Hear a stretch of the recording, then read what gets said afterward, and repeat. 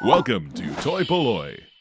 Hello and welcome to another video from toy-polloi. Today we're going to take a look at the one and only figure produced for the Automan TV series, and here he is, Automan. Now this was produced in 1984 by a company called Acamas.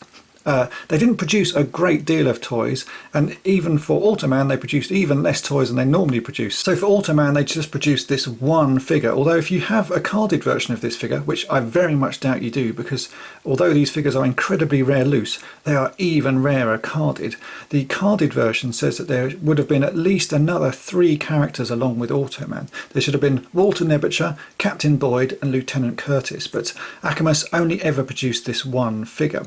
Now these toys are really actually quite nice. It's a shame that Acamas didn't produce more figures. They did produce some PVC figures for the Thundercats line, but are mainly known for producing sort of kids costumes, although they have one other toy line which is not particularly sort of collected, but is quite a nice toy line called Exchanges.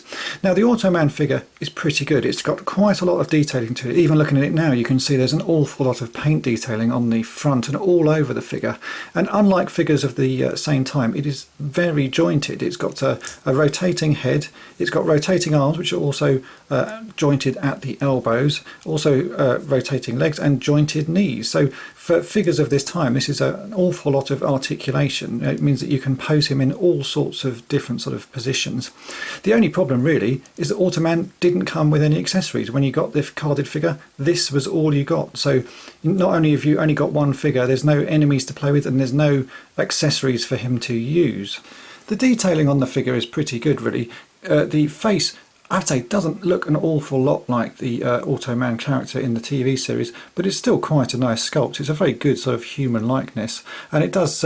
It's made of a sort of a rubbery plastic, along the lines of the A-Team figures. I've never actually taken the head off of one of these figures. To be honest, I'm not going to on this one as well, because they're pretty hard to come by. I don't want to break this one. If you try and pick these up at the moment on eBay, people are selling them, you know, sort of 40 or 50 pounds, but you can get lucky. I picked this one up at a toy fair recently and paid £1.50 for it, and in all my years of collecting this is the 3rd one of these figures I've had, and I've never paid more than about £2 for them in all those years. But the problem is they just don't come up that often.